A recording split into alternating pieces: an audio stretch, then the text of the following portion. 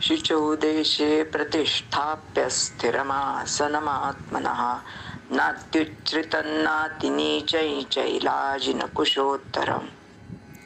या श्लोकामध्ये श्रीकृष्णांनी योगाचा ध्यानाभ्यास करण्याच्या काय काय कंडिशन्स आहेत, काय काय गोष्टी आपण लक्ष द्यायला पाहिजे त्या सांगितलेल्या आहेत. सर्वात पहिल्यांदा सांगितलं आहे शुचौ देशे प्रतिष्ठाप्य, म्हणजे आपण योगाच्या ध्यानाचा अभ्यास करण्यासाठी जे स्थान निवडू ते शुची म्हणजे शुद्ध असावं. कारण आपण जे विचार करतो, जे बोलतो, त्या सगळ्याचे व्हायब्रेशन्स तयार होतात आणि ते त्या वातावरणात राहतात. आपण जर सतत द्वेष, ईर्ष्या, क्रोध यांनी युक्त बोलत असू तर त्या वातावरणातले व्हायब्रेशन्स अतिशय लो असतात आणि या वातावरणामध्ये जर आपण असलो तर आपण त्याच भावनांनी सतत प्रेरित होत राहतो. म्हणूनच शक्यतो जिथे आपण जेवतो, गप्पा मारतो, न्यूजपेपर वाचतो असं स्थान ध्यानासाठी टाळायला हवं.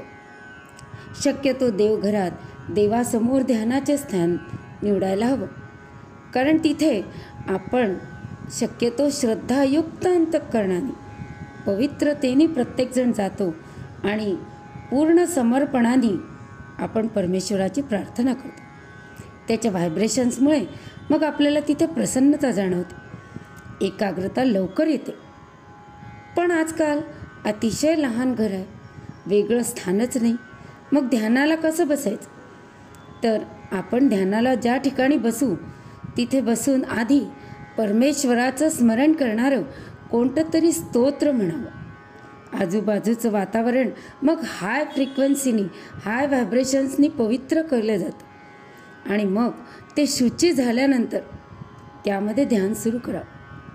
त्यानंतर म्हटलं आहे स्थिरम आसनम आत्मनः. इथे पण स्वतःचं ठराविक असं आसन निवडावं आणि तेच नेहमी घ्यावं.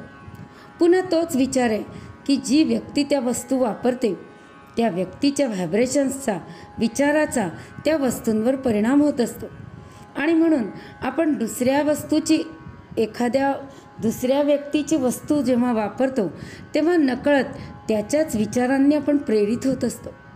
म्हणून आपण देवाच्या मूर्तीवरची वस्त्र पवित्र म्हणून शिरोधार्य मानतो, कारण ती त्या देवालयामध्ये, त्या गाभाऱ्यामध्ये पवित्र व्हायब्रेशन्समध्ये राहिलेली असतात. आता हे आसन जे आहे ते स्थिर म्हणजे हलणारं डुलणारं असं नको, नाही तर सारखं लक्ष त्याच्याचकडे जायचं. अति उच्च किंवा अति नीच नसेल, म्हणजे खूप वर किंवा खूप खाली नको. कारण अशा रीतीने बसल्यावर थोड्याच वेळात आपल्याला कळ लागायला लागते पायाला आणि मग आपलं लक्ष ध्यानावरून उडतं. एका माणसाने विवेकानंदांचं चित्र पाहिलं आणि तो सरळ एका कठीण खडकावर जाऊन बसला आणि ध्यान करू लागला. त्याला आत्मप्रचिती आली की नाही कोण जाणे, पण सांध्याचं दुखणं मात्र सुरू झालं. म्हणून सांगितलं आहे चैलाजिन कुशोत्तरम, म्हणजे खाली गवत, वरती हरणाचं कातडं आणि त्यावर सुती कापड टाकावं. झालं. हा श्लोक वाचल्यानंतर एकाने ध्यानच सोडलं.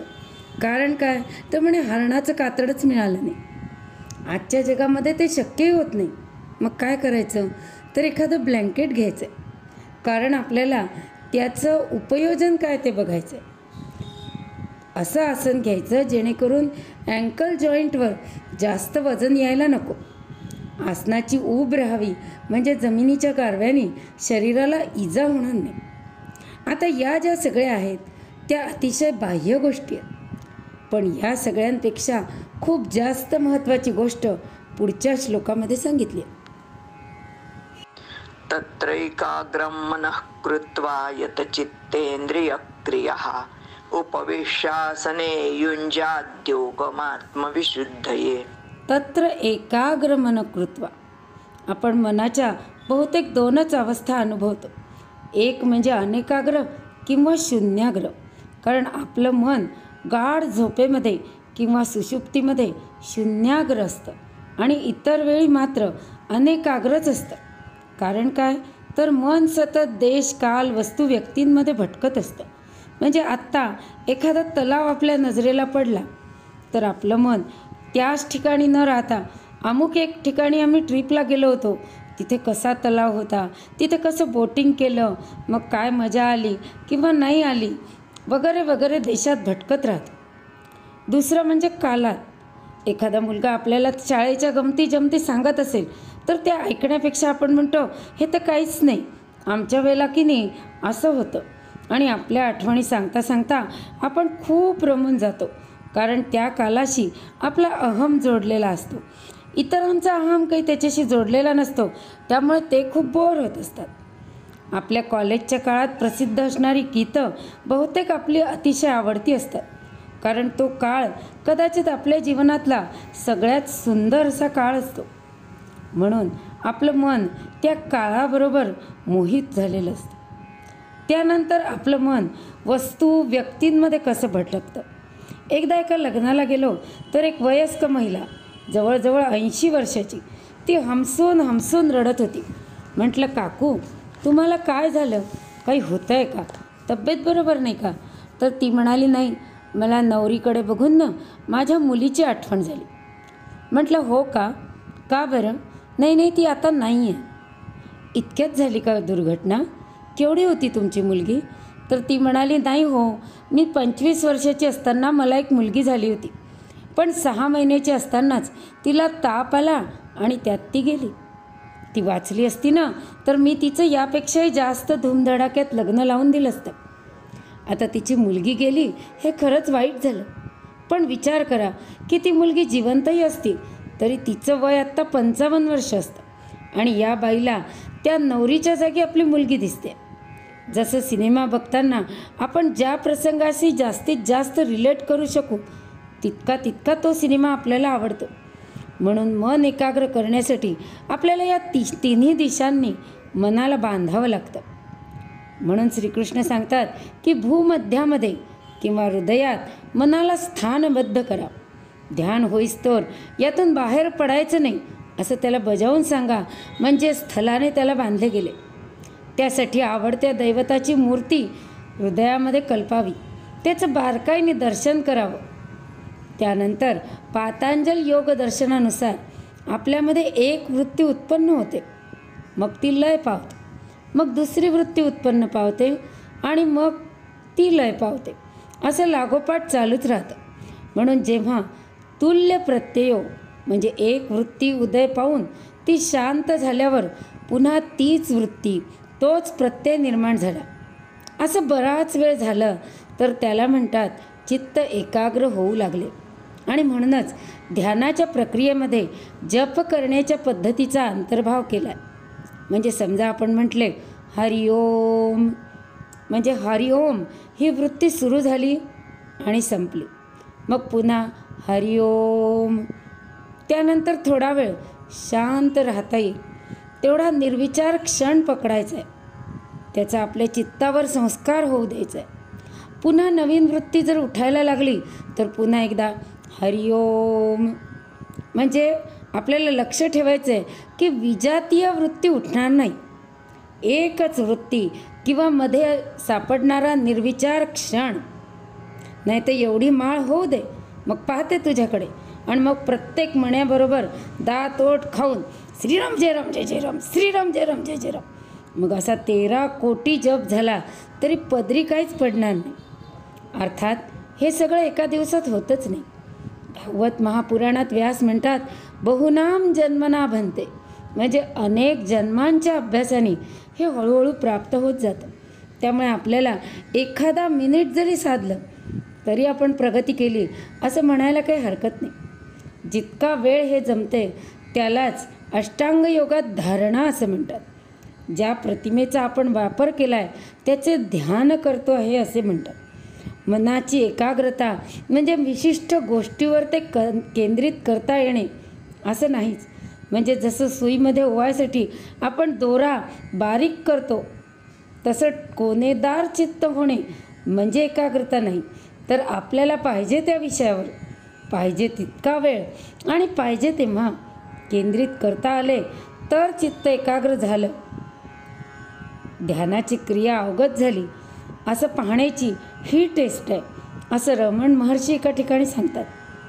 त्यानंतर येते यत चित्तेन इंद्रिय क्रिया, म्हणजे चित्त आणि इंद्रियांच्या क्रियावर आपण संयम ठेवला पाहिजे.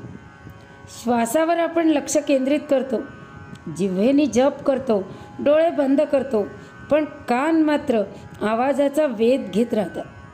जरा कुठे खुट्ट झालं की आपल्या ध्यानात विक्षेप येतो.